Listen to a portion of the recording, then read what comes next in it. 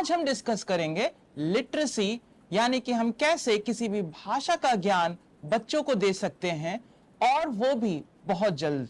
इस सेशन को स्टार्ट करने से पहले आइए वर्चुअली हम लोग दीप प्रज्वलन के माध्यम से अपने इस शुभ दिन का शुभारंभ करें।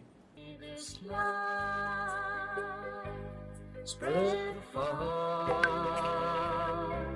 all over the world for peace and harmony. May the Lord keep this light always burning forever and ever. May this light spread far all over the world for peace and harmony. May the Lord keep His light always burning forever and ever, forever and ever. Forever and ever.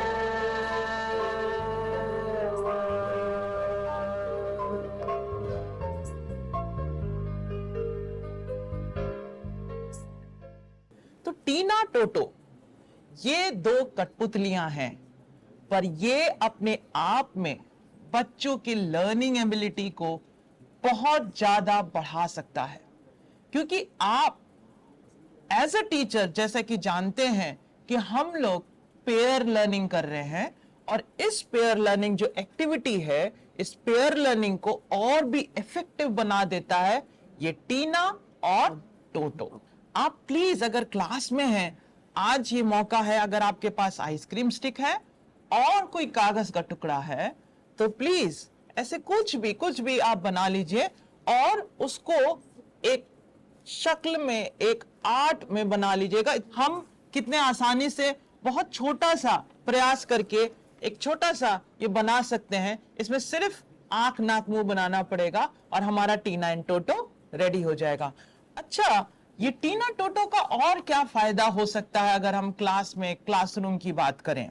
तो टीना और टोटो जो हमारी कठपुतलियां हैं, इनका इस्तेमाल करके बच्चे ना ही सिर्फ अपनी क्लास में और क्लास को इंटरेस्टिंग बना सकते हैं, बट इसको ये अपने साथ अपने घर में भी जाकर कुछ ना कुछ इसमें एक इफेक्टिव आउटकम निकाल सकते हैं।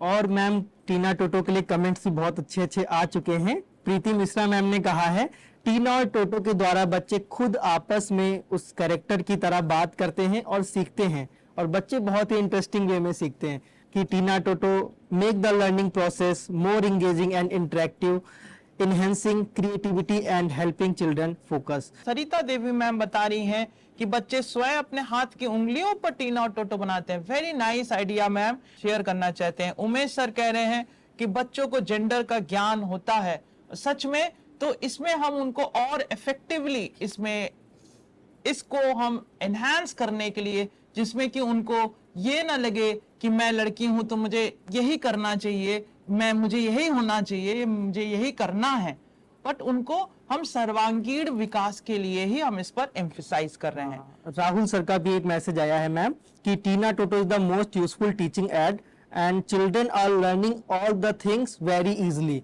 क्या करते तो अगर बच्चे टीना टोटो बनाकर अभ्यास कर रहे हैं तो सबसे ज्यादा उनका फायदा है कि उनके अंदर बातचीत कौशल का विकास होगा, कि बच्चे आपस में बात करेंगे। अगर वो अकेले भी होंगे तो उनको पेयर में वर्क करने से कोई नहीं रोक सकता, क्योंकि उनके पास दो पपेट्स है टीना टोटो।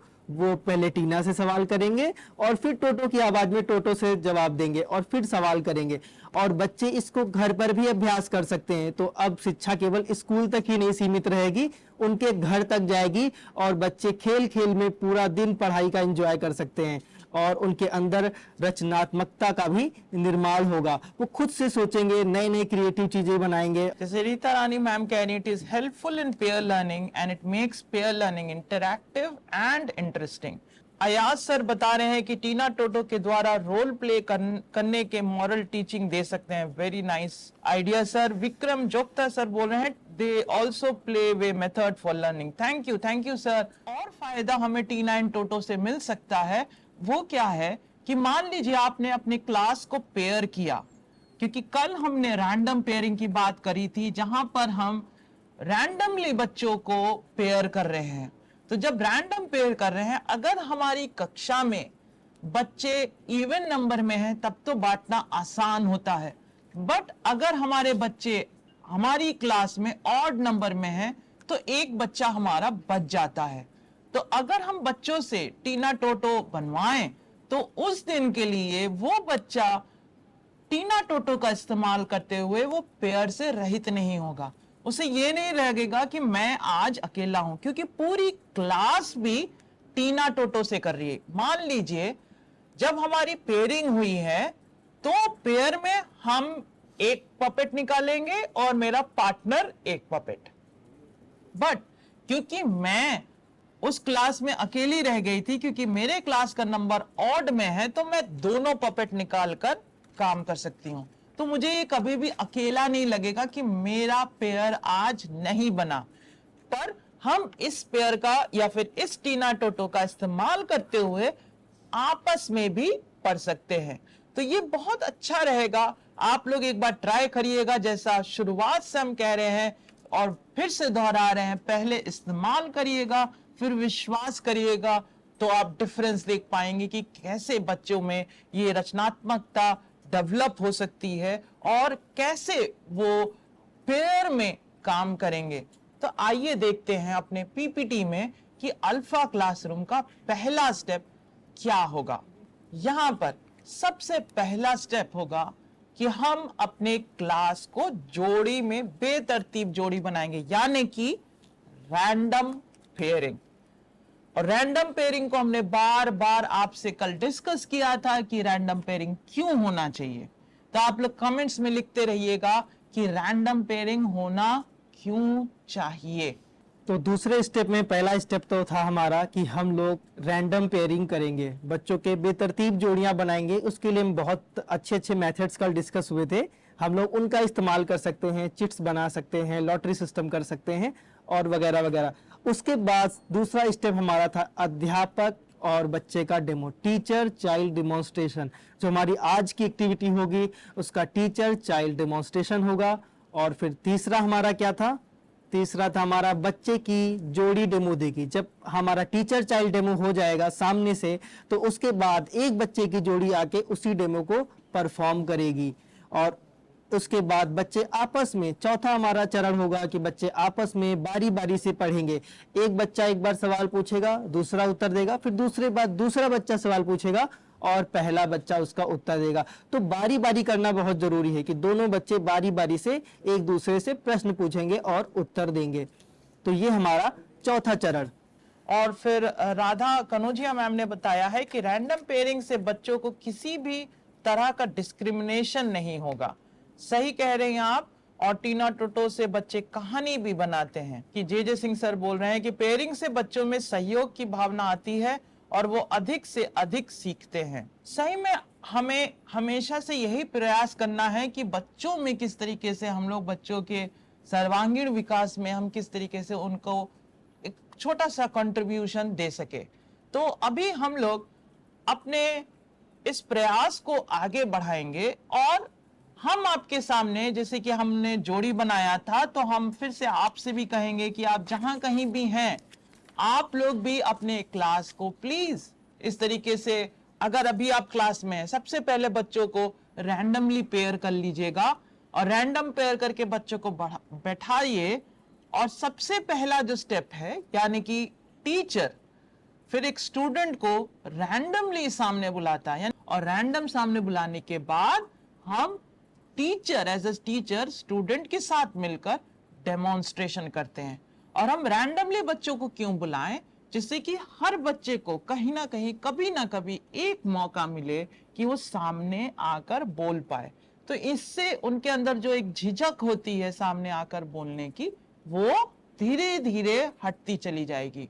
और अगर आप हमारी हिंदी की किताबों को देखेंगे तो हिंदी की जो हमारी किताबें हैं, इन किताबों में अलग अलग पार्ट में या अलग अलग वर्ड्स हैं। ये अलग अलग वर्ड्स को, जैसे कि मान लीजिए मैं टीचर हूं, मेरे साथ मेरा स्टूडेंट जय है, तो मैं सबसे पहले इसका डेमोन्स्ट्रेशन करूंगी और इस डेमोन्स्ट्रेशन के बाद जो सेकंड स्टेप होगा, यानी कि बच्चे की जोड़ी, थर्ड स्टेप सॉरी, बच्चे की जोड़ी जब डेमो कर रही है तो वो नेक्स्ट पिक्चर का डेमोन्स्ट्रेशन करेगी।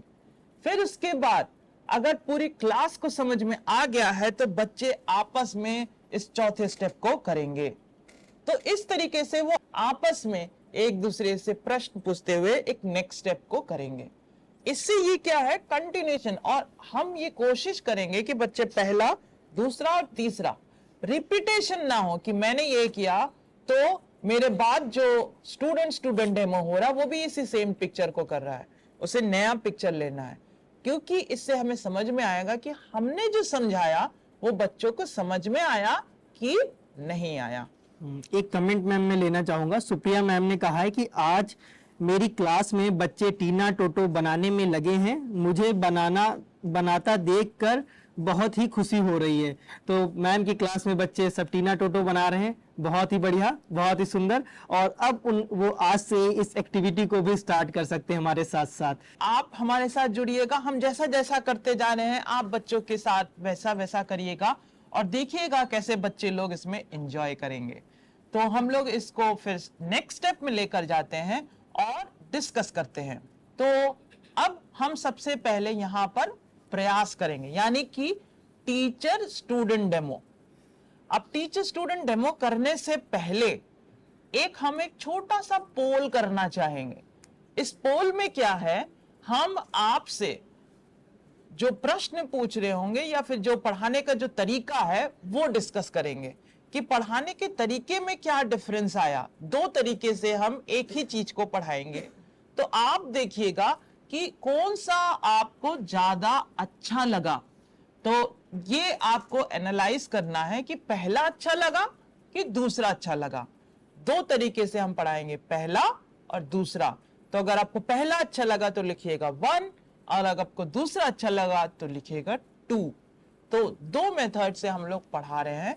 चलिए, तो पहले मेथड से मैं पढ़ाता हूँ मिलता मैम को कि पढ़ो, सामने क्या लिखा है, बा से बतख, बा से बत्तख, सा से सपेरा, सा से सपेरा, बा से बतख, बा से बत्तख, जोर जोर से जल्दी जल्दी बोलो, सा से सपेरा, सा से सपेरा, बा से बतख, बा से बत्तख, बासा बस, बासा बस, बासा बस, बासा बस, बासा बस। बासा बस। याद हो गया?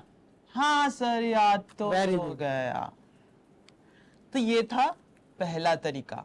अब हम आते हैं अपने दूसरे तरीके में। अब दूसरे तरीके में 3 मेन प्रश्न हैं।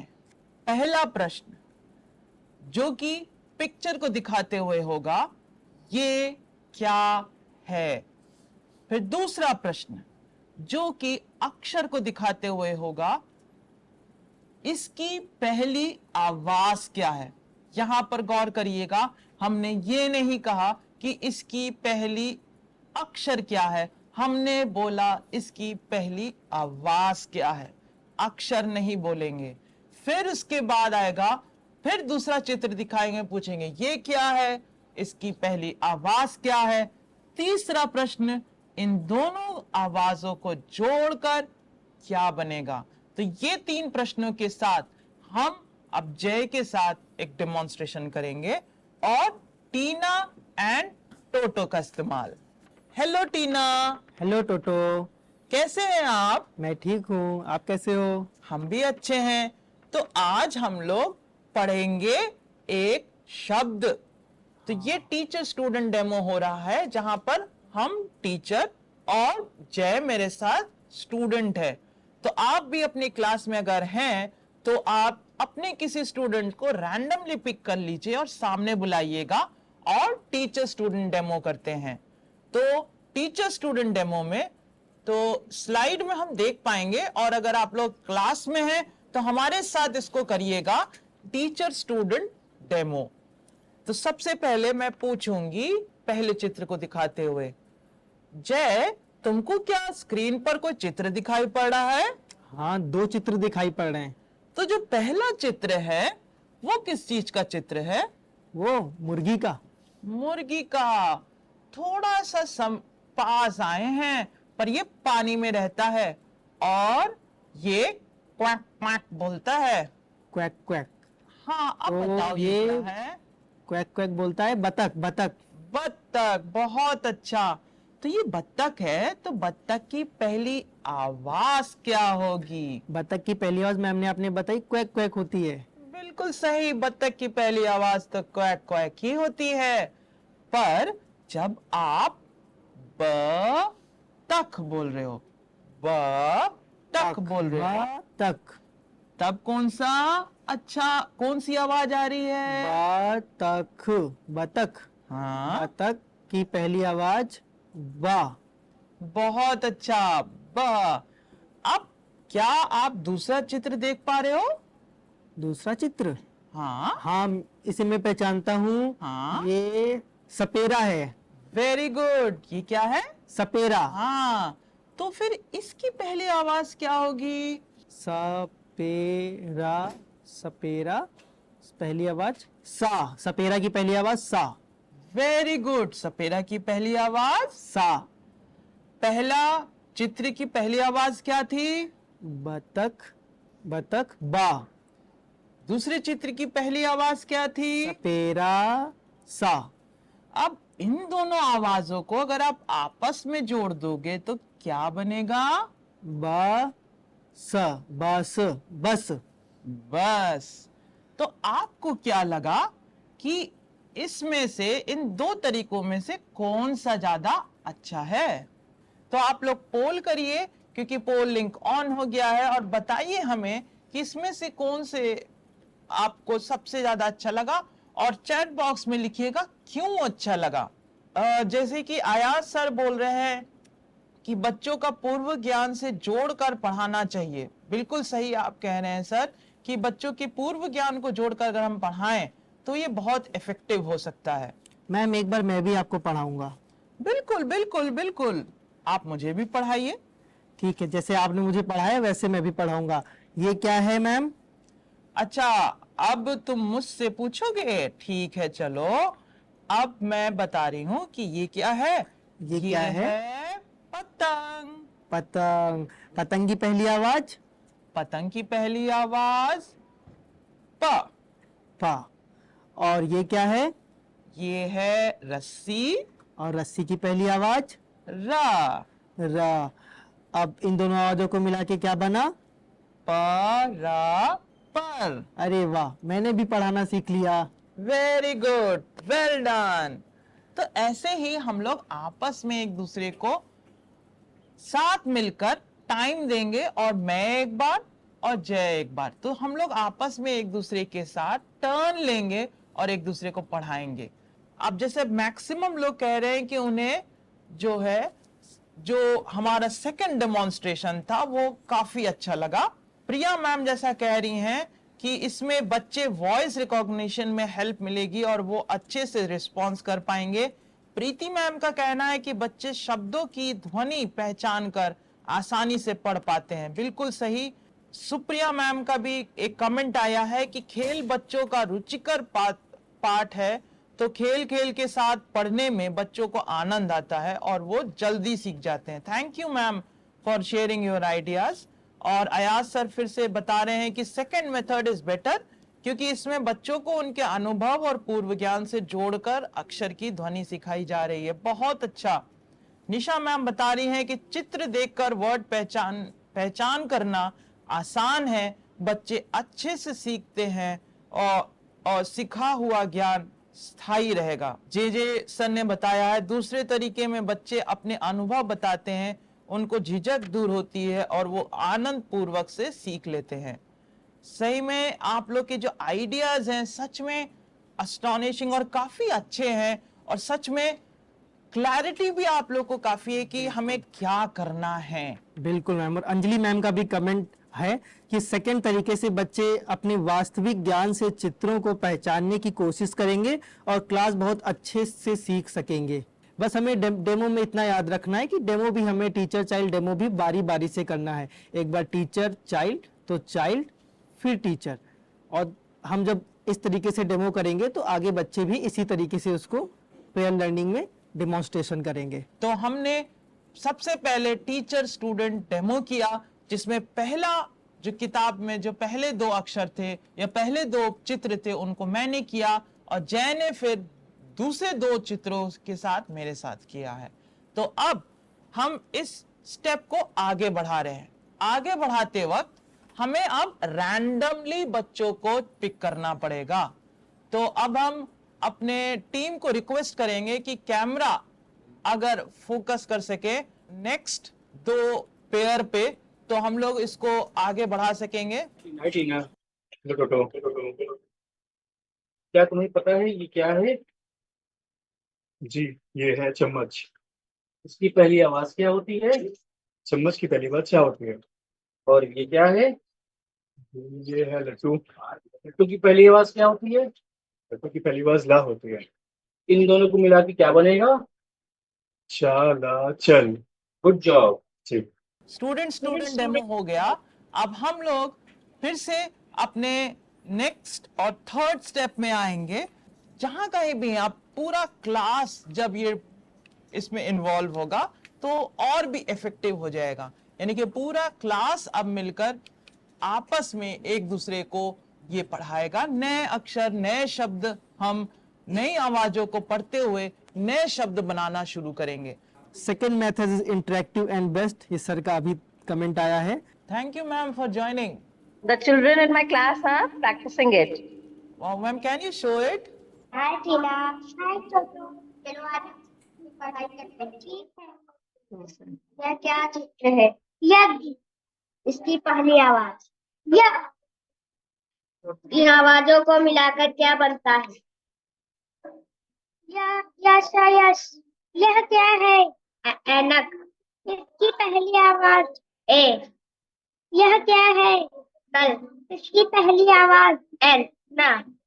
यह क्या है? कछुआ। इसकी पहली आवाज क। इन आवाजों को मिलाकर क्या बनता है? ऐनक ऐनक। Very good. ये कौन सा चित्र है? पतंग। इसकी पहली आवाज पा। यह कौन सा चित्र है? हर। इसकी पहली आवाज हा। यह कौन सा चित्र है? नर। इसकी पहली आवाज। इन तीनों को मिलाकर क्या बनता है? पहन पहन। Wow, thank you ma'am.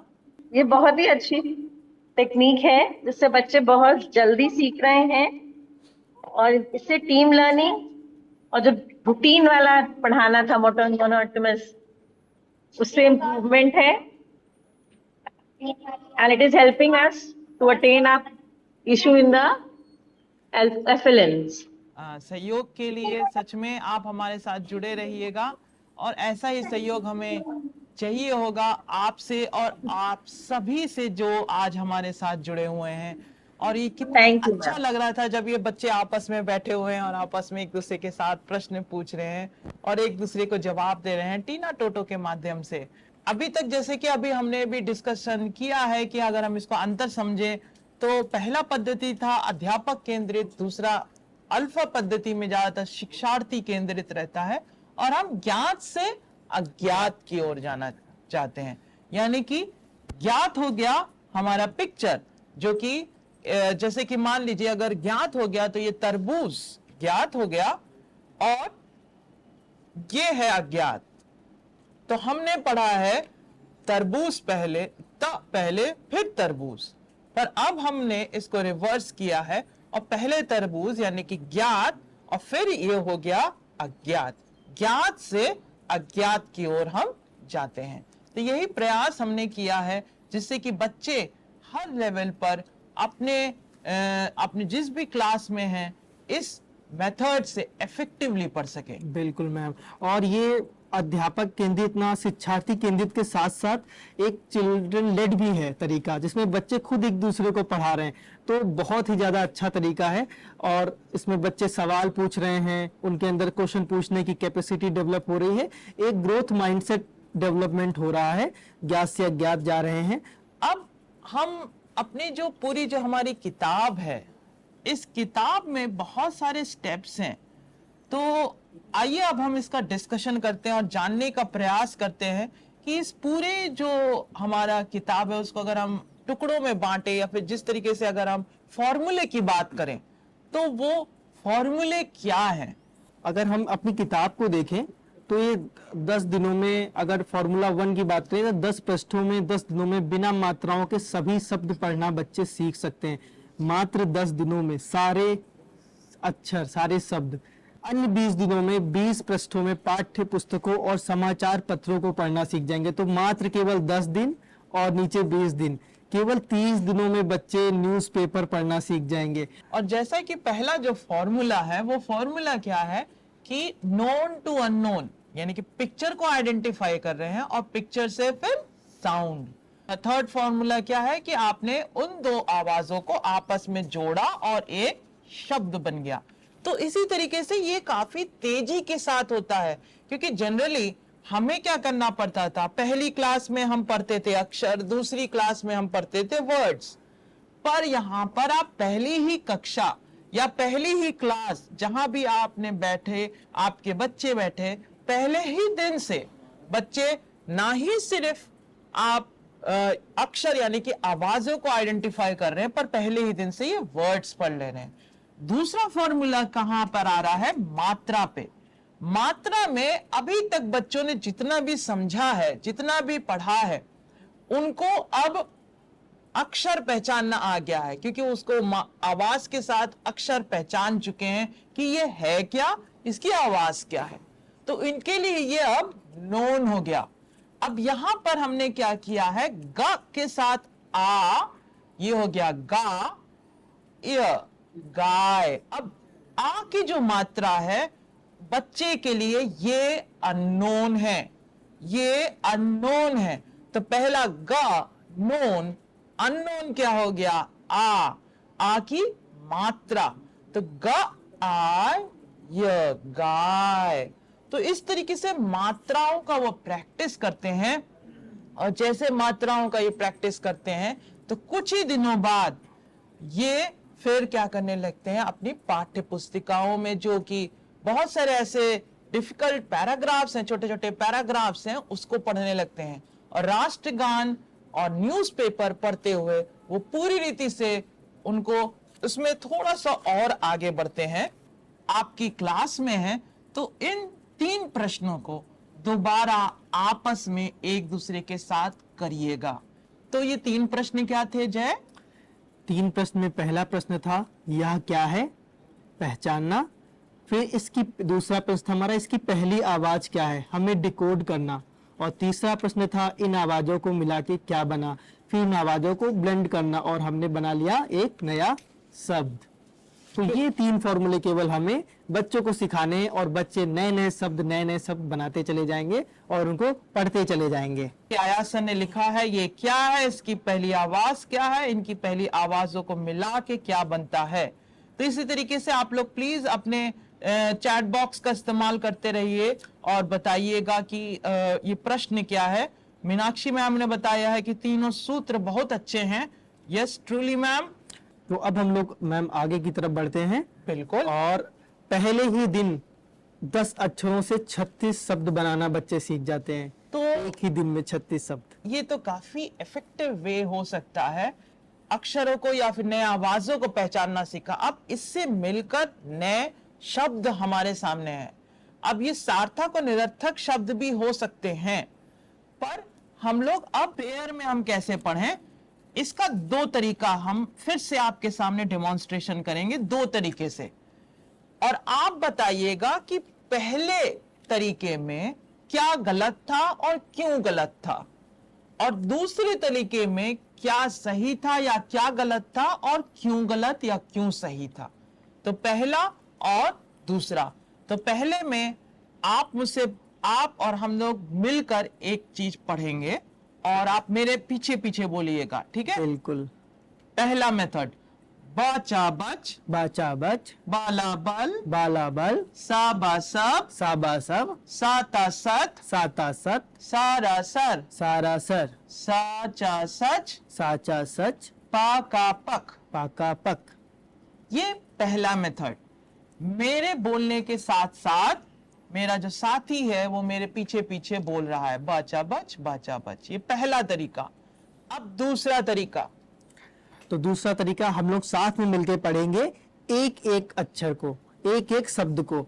एक शब्द हम पढ़ेंगे, एक शब्द आप पढ़ेंगे। बाचा बच, बाला बल, साबा सब, साता सत, सारा सर, सचा सच, पाका पक, पाचा पच। राबा रब। अब हमने आपस में एक दूसरे के साथ दोनों तरीकों में हमने पढ़ा, पहला तरीका और दूसरा तरीका। अब आप बताइए कि पहले तरीके में क्या सही था और या क्या गलत था, और दूसरे तरीके में क्या सही था या क्या गलत था। दूसरा तरीका इफेक्टिव ज्यादा है, जिसमें दोनों बच्चों को इक्वली अपॉर्चुनिटी मिल रही है, जो कि प्रियंका मैम बोल रही है। बिल्कुल सही मैम। जी, महकप्रीत कौर मैम का मैसेज है कि Hindi alpha book is very very helpful for students. सच में मैम बहुत ही ज्यादा हेल्पफुल किताब है, और गागर में सागर की तरह एक किताब है, बहुत ही पतली, और इसमें बहुत सारी चीजें समाहित हैं। और मीनाक्षी मैम ने जैसे बोला, मैं पहले में तो बच्चा पढ़ तो रहा है, लेकिन दूसरा उसकी नकल कर रहा है, अपना एफर्ट नहीं लग रहा है। बिल्कुल सही मैम, ये आपने बिल्कुल सही आइडेंटिफाई किया। राहुल राज सर कह रहे हैं कि this will build an understanding of new pedagogical approaches for foundational learning. बिल्कुल। और जैसा कि आप लोग सब लोग बोल रहे हैं कि बच्चों को प्रश्न पूछने में बहुत अच्छा लगता है। और एंजल प्रिया मैम का भी यही मैसेज है कि दूसरा तरीका ज्यादा अच्छा है, बच्चे इसको रटने से बचेंगे। तो बच्चे रटेंगे नहीं, सुन के, और खुद भी पढ़ेंगे, खुद भी अपनी दिमाग का इस्तेमाल करके इसको पढ़ेंगे। अच्छा, एक सिचुएशन अगर हमारे सामने हम रख रहे हैं कि हमने ये किताब अगर हम पढ़ रहे हैं, मैं जय के पीछे बोल रही हूं, तो हो सकता है मुझे पढ़ना नहीं आया है और फिर मैं सिर्फ जय के पीछे पीछे बोल रही हूं। तो मान लीजिए अब हम और जय आपस में बैठे हुए हैं और मैंने एक वर्ड पढ़ा और जय ने इसके बाद फिर से दूसरा वर्ड पढ़ा, और जय कहीं स्ट्रगल कर रहा है, वो बात पढ़ ले रहा है और ला नहीं पढ़ पा रहा है। तो मुझे क्या करना चाहिए? क्या मैं बता दूं क्योंकि मैं पेयर हूं कि ये बाला बल है या फिर ये ला है, और फिर जय उसको पढ़ेगा, कि क्या करूं? इसमें क्या करना चाहिए? क्या आप सजेस्ट कर सकते हैं? मेरे हिसाब से तो अगर आप नहीं पढ़ पा रहे हैं ला, तो मैं आपको फिर से ऊपर की तरफ लेके आऊंगा जहां पे लट्टू बना हुआ है, और आपको लट्टू दिखाऊंगा और पूछूंगा इसकी पहली आवाज क्या है। आप फिर से ला को पहचानेंगे, फिर आप यहाँ आएंगे और फिर से बल अपने आप से पढ़ेंगे। बिल्कुल सही आपने बताया, और यही तरीका हम प्रयास करेंगे कि बच्चे एक दूसरे से प्रश्न तो पूछ रहे हैं पर उत्तर नहीं दे रहे हैं। जहां हमने उत्तर दे दिया वहां लर्निंग प्रोसेस स्लो हो गया। हम ये कोशिश करेंगे कि बच्चे खुद प्रश्न पूछ रहे हैं पर उत्तर नहीं दे रहे हैं। उत्तर देना बहुत आसान होता है, उत्तर ना देना बहुत कठिन।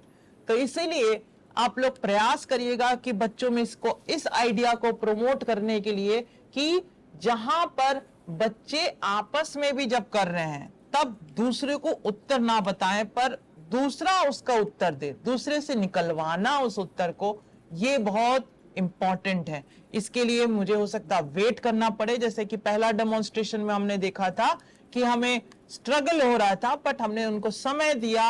उत्तर जय की तरफ से आना चाहिए। अगर वो मेरे साथ है, मैं उसका जवाब ना दूं, मैं क्लू दे सकती हूं पर मैं उसका जवाब उनको नहीं दे सकती हूं।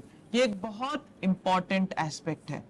अब एक चीज और यहां पर अगर हम लोग डिस्कस करें जय, कि जो 3 लेटर वर्ड्स है, इसको पढ़ने के लिए क्या सूत्र या मंत्र हो सकता है?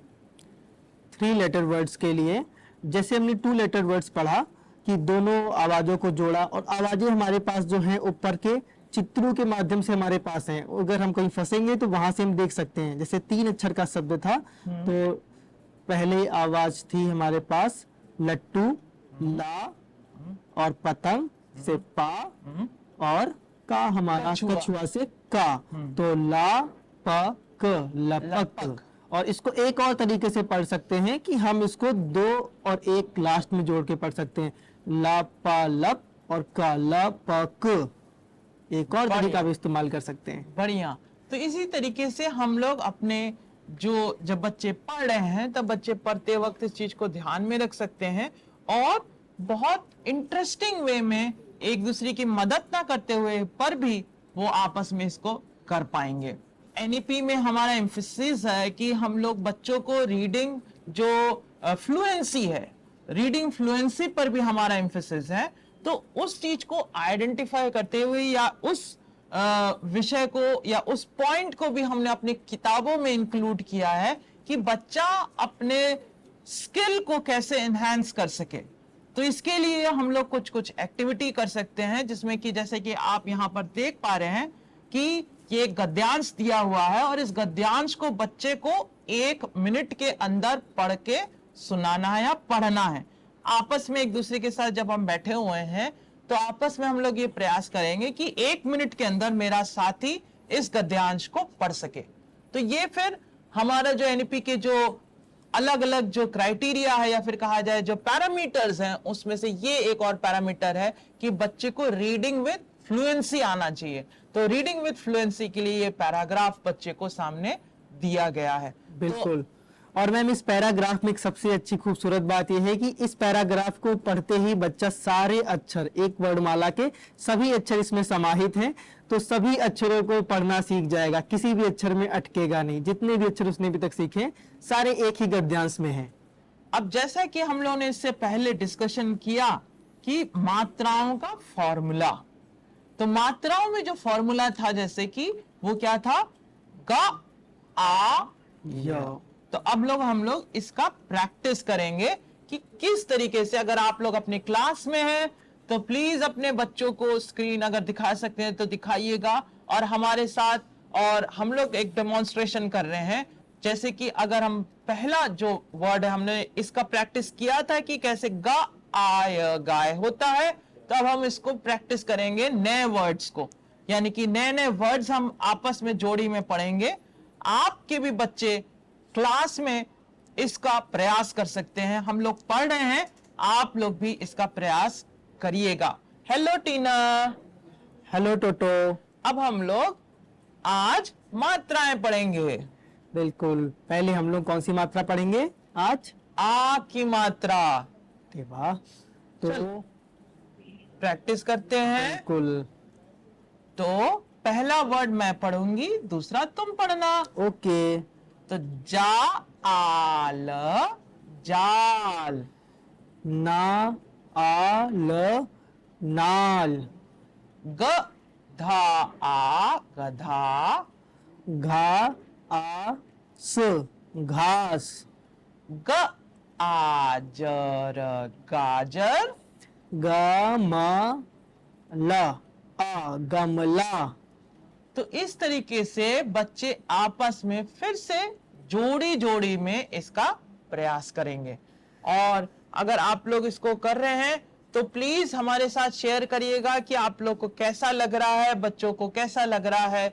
जब हम मात्राएं सीख रहे हैं तो अगर हम अभी कुछ देर में आपको हमारी अपनी किताबें दिखाएंगे, तो इन किताबों में, क्योंकि कई बार क्या होता है, ये मात्राएं का जो प्रोनाउंसिएशन है वो कंसोलिडेट होना चाहिए, बच्चों को मालूम होना चाहिए कि किस तरीके से यह क्या पढ़ते हैं, कैसे आवाज निकलता है। क्योंकि मात्राएं क्या है, मात्राएं हैं एक अक्षर या फिर एक आवाज के साथ जुड़ी हुई आवाज जिसके कारण वो अक्षर का उच्चारण में थोड़ा सा बदलाव आता है। और हमारी जो किताबें हैं उसमें आपको एक हेल्प नोट के लिए एक छोटा सा पोयम नीचे दिया हुआ है, जो कि एक बहुत अच्छा तरीका हो सकता है बच्चे को यह बताने के लिए कि मात्रा, जब वो मात्रा बोल रहा है तब उसके जो मुंह है या फिर मुंह को कितना खोलना है, कितना, क्योंकि जो मात्राएं हैं वो आ ई, तो कैसे प्रोनाउंसिएशन करना है, इसका भी बहुत अच्छा तरीका यहाँ पे दिया हुआ है। जैसे कि जो पोयम है, हम बच्चों के साथ इसका प्रैक्टिस कर सकते हैं। बड़े जोर से चोट लगी, मुख से निकला आ। तो ये प्रैक्टिस जब हम करेंगे बच्चों के साथ, तो बच्चा जानेगा कि जब चोट लगती है तो नहीं बोलते, हम बोलते हैं आ। तो उसी तरीके से हम इसमें बच्चों के साथ प्रैक्टिस करेंगे। बच्चों को बड़ा मजा आएगा कि हमें बोलते वक्त अपने मुंह को कितना खोलना है, या कितना हमें उच्चारण करते वक्त किस तरीके से उच्चारण करना है। तो जब हम बच्चा इस चीज को समझ जाएगा, तो उस मात्रा को हम बार बार आपस में पढ़ेंगे। तो जिस तरीके से जब हम पढ़ रहे हैं, तो हम कैसे पढ़ेंगे, इसका फिर से एक डेमोन्स्ट्रेशन जो कि हम लोग आपके साथ करेंगे। चले, तो पहला स्टार्टिंग हम करते हैं और दूसरा आप पढ़िएगा। यहाँ पे हमारे पास ला लिखा है, झा ला झाला, जाला जाला, छा ला छाला, काला काला, ताला ताला, ढाला ढाला, डाला डाला, टाला टाला। भाला भाला। अब यहां पर अगर आप देख पाएंगे कि ये मात्रा, जब आप पहला शब्द पढ़ रहे हैं, तब उसके बाद एक एरो बना हुआ है जो आपको दूसरे अक्षर तक लेकर जा रहा है। तो बच्चे फिर उसी उंगली का इस्तेमाल करेंगे और झाला झाला, इस तरीके से उंगली को ले जाएंगे उस नेक्स्ट अक्षर तक। तो जब तक ये झा, तो साथ में बोलते रहना है, झाला। तो ये प्रैक्टिस होगा कि झा आला। तो ये प्रैक्टिस करते वक्त बच्चे उंगली का इस्तेमाल करेंगे और शुरुआत से आखिरी तक जो मूवमेंट है, तो झाला। तो पूरा प्रैक्टिस होगा उन बच्चों का कि किस तरीके से और कैसे प्रोनाउंसिएशन करना है। तो ये बहुत इफेक्टिव वे हो सकता है और बच्चे बहुत आसानी से, जैसे कि जयप्रकाश सर कह रहे हैं कि बच्चे एक दूसरे से जल्दी सीखते हैं और बहुत इफेक्टिवली आपस में इस तरीके से जब प्रैक्टिस करेंगे तो वो सीख पाएंगे। इसी में जब पहले इस स्टेप से हमने अपनी किताब का जो पहला जो फॉर्मूला था मात्राओं का, उसको अलग अलग टुकड़ों में बांट दिया है। तो पहले बच्चे ने मात्रा को आइडेंटिफाई किया कि मात्रा क्या दिखती है, कैसे दिखता है, और इसका प्रोनाउंसिएशन प्रैक्टिस किया। अब इसका कंसोलिडेशन हो जाता है जब वो पैराग्राफ पढ़ता है, क्योंकि उसी एक ही पेज में एक ही मात्रा को वो बार बार प्रैक्टिस कर रहा है, और जितनी बार वो प्रैक्टिस कर रहा है उतनी बार वो उस चीज को सीख रहा है कि कैसे प्रोनाउंसिएशन करना चाहिए।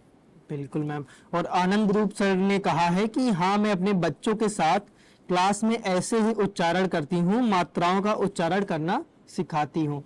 तो बिल्कुल मैम, इस तरीके से उच्चारण करके सीखने से बच्चों को, उनको उच्चारण करने में काफी हेल्प मिलेगी और प्रैक्टिस करके ही बच्चों को काफी अच्छे से इस चीज को समझ में आएगा। तो हम अभी तक जैसे कि हमने पेयर में किया है, तो चलिए हम लोग फिर से एक और बार पेयर में इस सेंटेंस को पढ़ते हैं या फिर सेंटेंसेस को पढ़ते हैं और देखते हैं कि हम लोगों को कितना और कैसे इस एक्टिविटी को करना चाहिए, बच्चों को कैसे करना चाहिए। तो पहले सेंटेंस मैं बोलूंगा और फिर एक सेंटेंस टोटो आप बोलना। ठीक है। राम थाल ला, खाना खा, माता पापा चाचा साथ ढाबा जा, ज्ञान दान कर, वादा याद रख, भाषा पढ़ा, गाना गा, छाता ला। अब इसी तरीके से हम लोग टर्न ले रहे हैं और टर्न लेकर हम लोग आपस में पढ़ेंगे। सुमन देवी मैम का कि बहुत अच्छा फॉर्मूला है, इससे बच्चे बहुत जल्दी सीखते हैं और उनके बच्चे सीख भी रहे हैं। अनीता मैम ने लिखा है कि इसी तरीके से अपने बच्चों को स्कूल में वो सिखा रही हैं। तो फिर हम इस सेशन को थोड़ा सा और आगे बढ़ाते हैं और इसमें लेखन गतिविधि किस तरीके से किया जा सकता है उसका हम लोग प्रयास करते हैं। हम यहाँ पर कुछ चिट्स बनाए हुए हैं, इस चिट्स को हम लोग इस्तेमाल करेंगे और इस चिट्स को इस्तेमाल करते हुए हम लोग बच्चे को सेंटेंस मेकिंग सिखा सकते हैं कि किस तरीके से सेंटेंस बनाया जा सकता है। तो जैसे कि अभी आपके सामने कुछ सेंटेंसेस लिखे हुए हैं, तो इसको आप लिख सकते हैं अपने चिट्स में, चिट्स ऑफ पेपर में, जिसमें कि आप लोग प्लीज इस तरीके के चिट्स को लिखिएगा। चिट्स में इस तरीके से कागज को लीजिए और इसमें लिख लीजिए आ है मजा आज मुझे रहा। इस तरीके से लिखिए आ है मजा आज मुझे रहा। और हम लोग भी इस चिट्स पे लिखने का प्रयास करते हैं, फिर इनको हम लोग आगे पीछे करके सेंटेंस बनाने की कोशिश करेंगे और आप लोग भी कमेंट बॉक्स में सेंटेंस बनाएं और बताएं कि क्या लिखा हुआ है। यहां पर हमने इस तरीके से एक वर्ड बना लिया है, आ है मजा मुझे रहा। हम इस तरीके से बच्चों को वर्ड्स दे सकते हैं। अब हमने इसको लिख लिया, अब हमें इसका सेंटेंस फ्रेम करना है। तो जब तक कि हम लोग कोशिश कर रहे हैं, आप बताइए कि इसका सही सेंटेंस फ्रेम कौन सा होना चाहिए। चलिए जय, हम और आप भी मिलकर करते हैं। आ है मजा मुझे रहा, तो कौन सा पहले होना चाहिए? मुझे बिल्कुल सही। फिर मजा। मजा। अब सही है? नहीं, मजा। मुझे तो लग रहा है एक और एक्सचेंज करना हाँ, मुझे मजा आ रहा है। तो आप सबको मजा आ रहा है? अरे वाह, अब देखते हैं किसको किसको मजा आया। This activity is most interesting. बहुत सही, बहुत ही मजेदार रहा, मुझे इतना मजा आया, तो बच्चे और भी ज्यादा मजे से करेंगे।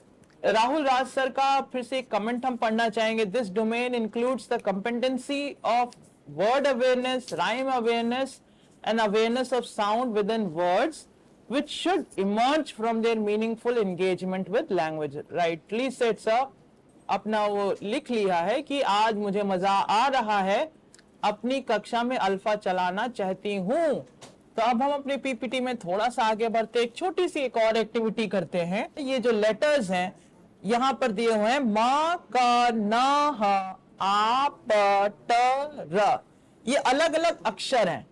अब इन अक्षरों को जोड़कर आप कुछ सार्थक वर्ड्स बनाइए। तो चलिए हम भी आपके साथ मिलकर, हम पेयर में हैं, हम और जय मिलकर नए वर्ड्स बनाएंगे और आप भी जहां कहीं भी हैं, आप भी हमारे साथ मिलकर ये नए वर्ड्स बनाइए। आपने कितने वर्ड्स बनाए? 16 वर्ड्स बनाए हैं जय ने, और प्रेमलता मैम ने 25 बनाए हैं। और कुछ लोगों ने अपने वर्ड्स भी, विपिन सर ने अपने वर्ड्स भी डाले हैं। टर, हर, नट, कप, आप, पट, कट, मन, कप। बलविंदर सर ने 25 बनाए हैं। डॉक्टर रत्ना जी ने महक, कम, रट, हक। पीएस द्वारा से नमक, पहर, मटर, नरक, आप, नर, मर, हम, कर, बहुत सारे वर्ड बनाए हैं। तो इसमें एक चीज सजेस्ट हम करना चाहेंगे आप लोगों से। जब इमला ले रहे हैं तो हम बच्चों से क्वेश्चन पूछते हैं या वर्ड्स बोलते हैं, बच्चा उसको याद करके आना पड़ता है। तो हम लोगों को ये प्रयास करना चाहिए कि अगर हम लोग एक एक्टिविटी ऐसा दें बच्चों को, तो इसमें क्या होगा, बच्चे की क्रिएटिविटी डेवलप होगी, वो सोचेगा नए नए वर्ड्स बनाना। वो टीचर के माइंडसेट पर डिपेंड नहीं होगा या टीचर के इंटेलिजेंस पे ना डिपेंड करके वो नए वर्ड्स बनाना सीखे। बिल्कुल मैम, एक ऐसा ही कमेंट आया है हमारे पास। जे सर लिखते हैं कि इस गतिविधि से बच्चे वाक्य बनाना सीखते हैं, उनकी तर्क शक्ति का विस्तार होता है, उनका भय दूर होता है और उनका शब्दकोश का विकास होता है। तो बिल्कुल सही सर, इससे बच्चे और ज्यादा क्रिएटिव होंगे और नए नए शब्द बनाएंगे, तो उनकी क्रिएटिविटी और उनकी सोच का और तार्किक शक्ति का भी विकास बिल्कुल होगा। और हम लोग अब आगे बढ़ते हैं और अपने पीपीटी में देखते हैं कि हमारी जो किताब है अल्फा की हिंदी किताब कैसे दिखती है और उसमें क्या क्या है।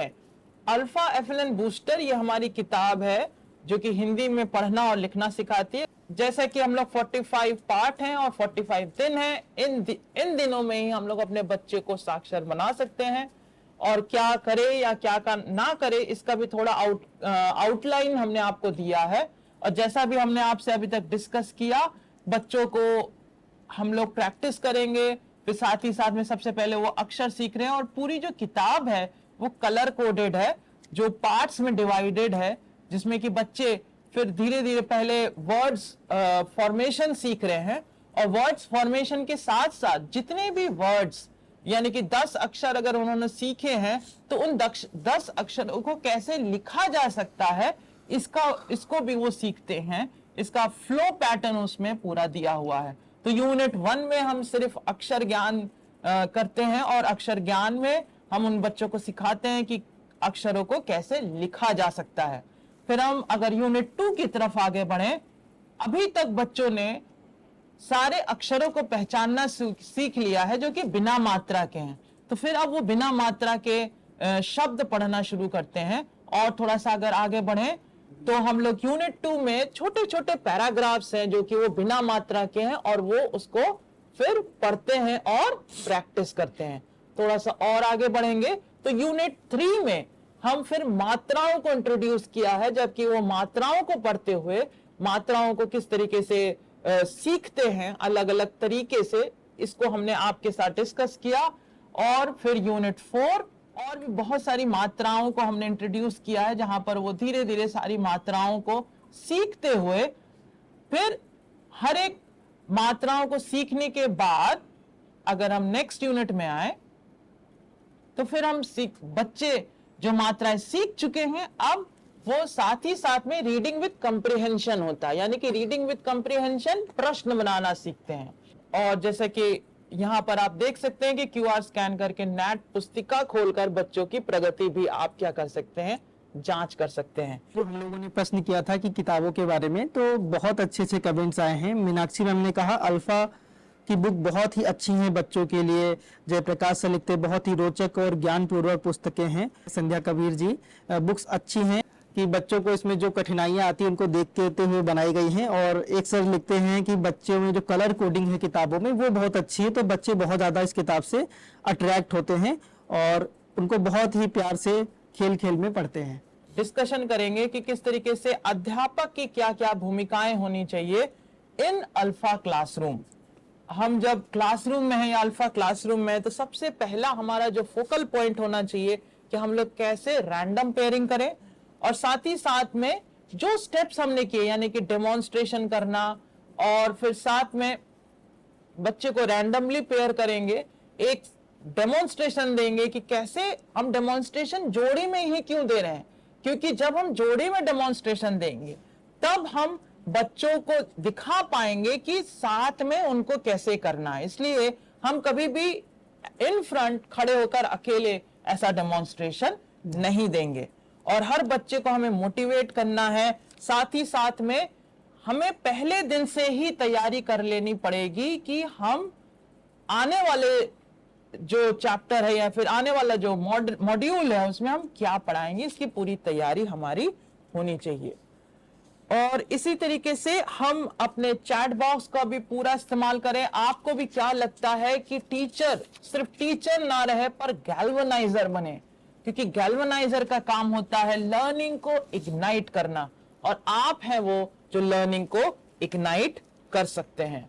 हम इस सेशन को थोड़ा सा आगे बढ़ाते हैं और आपसे पूछते हैं कि आने वाले स्लाइड में कौन सा तरीका सही है और कौन सा तरीका गलत। तो ये बताने के लिए आपको 1 सेकंड का मौका हम देंगे। तो रिजल्ट हैं 93% ऑप्शन बी के साथ और अभी भी कई लोग वोट कर रहे हैं बी ऑप्शन। तो बच्चों को जोड़े में बिठाएं। अब दूसरा प्रश्न आपके लिए आपकी स्क्रीन पर ए है बेतरतीब ढंग से जोड़े बनाएं, रैंडम पेयरिंग करें। बी है क्षमता के अनुसार जोड़े बनाएं। इसके रिजल्ट जो हम देख पा रहे हैं कि 70% से प्लस लोगों ने कहा है कि बेतरतीब ढंग से जोड़े बनाएं। प्रश्न है कि इनमें कौन सा बेहतर है, फिर से आपको सेलेक्ट करना है और ऑप्शन हमारे पास फिर से दो हैं। पहला ए, लंबे समय तक वही जोड़े को बनाए रखें, और ऑप्शन बी, हर दिन नए जोड़े बनाएं। रिजल्ट हमारे पास है 92% शिक्षकों ने हम यह कहा है कि हमें हर दिन नए जोड़े बनाने चाहिए, और वो इससे सहमत हैं कि हर बच्चे के साथ बैठना, सीखने का, कुछ नया सीखने का, उसके अनुभव जानने का अवसर मिलना चाहिए। नेक्स्ट क्वेश्चन में पहुंचते हैं, जो कि है आपका दो मेथड। पहला मेथड ये है कि शिक्षक केवल सामने से बताता है या एक बच्चा सामने आकर बताता है, यानी कि शिक्षक सामने से बोल रहा है और बच्चे पीछे पीछे शिक्षक के बोल रहे हैं। ये पहला ऑप्शन ए। दूसरा ऑप्शन बी, एक बच्चे के साथ जोड़े में गतिविधि का डेमो करते हैं, यानी कि teacher student demo, student student demo, ये हम कर रहे हैं। या फिर पहला और दूसरा। बहुत लोगों ने ऑप्शन भी कमेंट बॉक्स में टाइप करके डाल दिया है कि एक बच्चे के साथ जोड़े में गतिविधि का डेमो देना चाहिए। और हमारा नेक्स्ट क्वेश्चन है कि हम लोग जब पढ़ा रहे हैं तो क्या बच्चे बारी बारी से पूछे और जवाब दें? बी है, एक बच्चा बोलता है, दूसरा दोहराता है। तो इनमें से कौन सा सही है, ए या बी? ज्यादातर लोगों ने कहा है कि बारी बारी से पूछना और जवाब देना सबसे बेहतर तरीका है पेयर लर्निंग में। ये नेक्स्ट हमारा जो प्रश्न है वो दो बच्चों के पास एक एक किताब हो या किताब दोनों बच्चों के बीच में हो, क्या ऑप्शन सही है? और ऑप्शन बी की तरफ मैक्सिमम लोग कह रहे हैं कि हमें किताब दोनों बच्चों के बीच में होनी चाहिए, जिसमें दोनों बच्चे उससे आसानी से साथ साथ पढ़ सकें। देखते हैं कि आखिरी प्रश्न हमारा क्या है। ए ऑप्शन है, विभिन्न जोड़ों को विभिन्न पृष्ठों पर होने की अनुमति दे, यानी कि आपकी क्लास में जरूरी नहीं है कि पूरी क्लास एक ही चैप्टर में हो, अलग अलग बच्चे, अलग अलग जोड़ियां, अलग अलग पृष्ठ, अलग अलग चैप्टर में हो सकती हैं। या फिर बी, सारे बच्चे एक ही पृष्ठ पर हो, यानी कि एक ही लेसन पर हो, ये हमें निर्धारित करना चाहिए एज अ टीचर। तो ये रिजल्ट हमारे पास आ गए हैं और मैक्सिमम लोगों का ये कहना है कि अलग जोड़ों को अलग अलग पृष्ठों की अनुमति देनी चाहिए कि वो अलग अलग लेसन्स पे हों। इससे ये फायदा होगा कि हम बच्चों को बाउंड्रीज में ना बांधें, क्योंकि कई बार ऐसा होता है कि बच्चे जितना प्रोग्रेस कर सकते हैं, कई बार हमें उन्हें प्रोग्रेस में लिमिट कर देते हैं। आपको एक छोटा सा वीडियो दिखाना चाहेंगे, जो कि शामली में जो इम्प्लीमेंटेशन हुआ था उसमें क्या डिफरेंस आया था, और ये सिर्फ 30 दिन में ऐसा हुआ था। दादी माँ का घर भीग रहा था। शाबाश शाबाश। जल्दी ही छप्पर से पानी टपकने लगा। दादी माँ परेशान हो उठी, परंतु करती भी क्या, छप्पर पुराना था। शाबाश, तुम पढ़ो बेटा। थोड़ी देर में ओले भी पड़ने लगे। देर बराबर ओले उधर एक बाग ओले की मार से। शाबाश। अब इसके बाद हम एक और वीडियो में लेकर जाना चाहेंगे। रीडिंग विद कम्प्रीहेंशन सिर्फ हमारी किताबों में नहीं, पर जब बच्चा अल्फा पद्धति से पढ़ता है तो अल्फा पद्धति पढ़ने के बाद वो कैसे 30 दिनों के अंदर ईवीएस की किताब बच्चे पढ़ रहे हैं और आपस में एक दूसरे से प्रश्न पूछ रहे हैं। तो ये जो क्षमताएं हैं उसको डेवलप करने का एक अच्छा तरीका है। का क्या नाम है? चांद। पाठ समझ में आया? एक दूसरे से प्रश्न पूछोगे? प्रश्न बनाए सबने? जवाब देने हैं उनके? चलो बेटा पूछो इनसे। अम्मी ने क्या बताया? चांद हमारी धरती के चक्कर लगाता है। लोग चांद पर कहाँ पे बैठ कर गए? रॉकेट में। शाबाश। रेखा बैठ के छत पर रॉकेट की तरफ इशारा कर रही थी। चांद का आप यहाँ पर देख पा रहे हैं कि कैसे बच्चे आपस में एक दूसरे के लिए प्रश्न पूछ रहे हैं और आपस में प्रश्न बनाना उनके लिए एक रीडिंग विद कॉम्प्रिहेंशन को कैसे एनहांस करता है।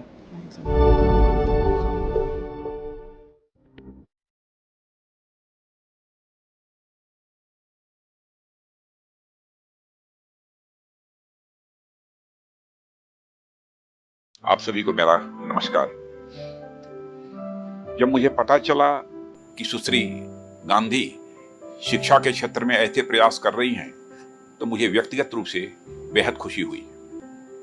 हमें ऐसे प्रयासों की जरूरत है जो फाउंडेशनल लिटरेसी को न केवल प्री पैंडेमिक की स्थिति में बल्कि उससे कहीं ऊपर हमें पहुंचा सके। इस दिशा में मैं सुनीता गांधी जी को उनके कंसेप्ट और programme accelerating learning for all अथवा ALFA के लिए बधाई देना चाहूंगा, जो आप देश के विभिन्न हिस्सों में संचालित कर रही हैं।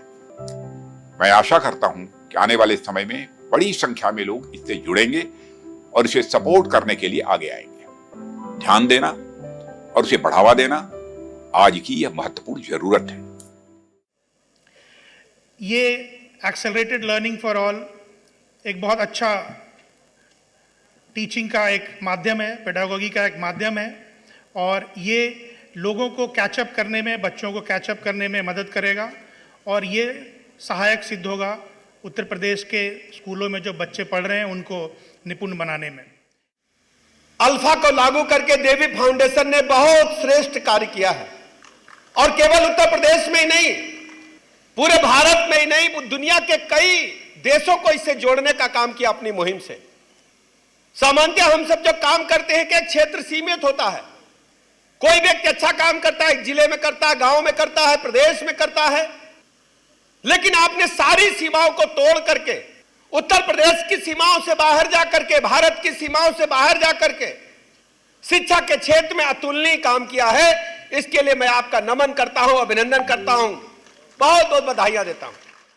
आज हमारे प्रदेश से भी काफी संख्या में एक अच्छा कंटीजेंट यहाँ पर लगभग 57 टीचर्स हमारे यहाँ पर आए हैं।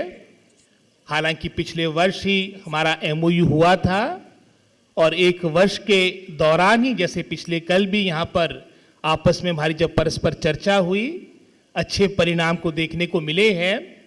विशेषकर अगर हम सोलन जिला की बात करें और साथ ही साथ जो हाल में ही जिला शिमला के हमारे जो फार फ्लंग एरियाज है, कुप्पी और चिड़गांव, इन क्षेत्रों को भी जोड़ा गया है। मुझे पूर्ण आशा है कि इन सभी क्षेत्रों में हमारा शिक्षा का स्तर अवश्य आगे बढ़ेगा। ये बहुत अच्छा पहल है, इस देवी संस्थान के माध्यम से किया जा रहा है।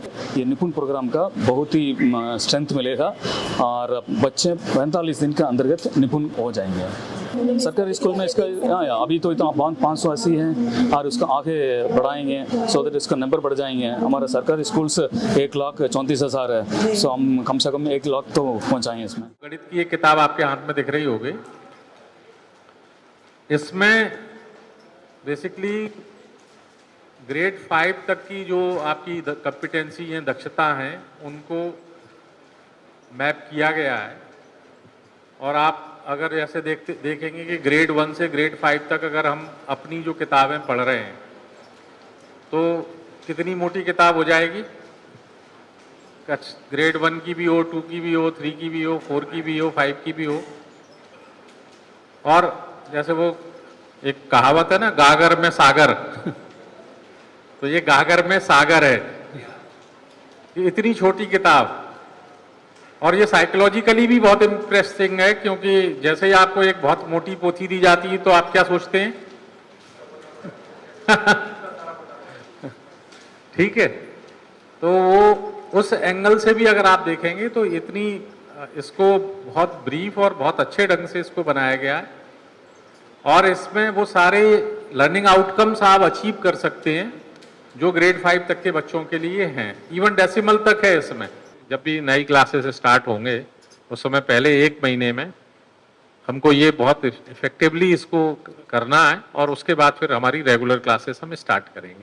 20 दिन 25 दिन बच्चों को हैंड्स ऑन करने का मौका मिलेगा।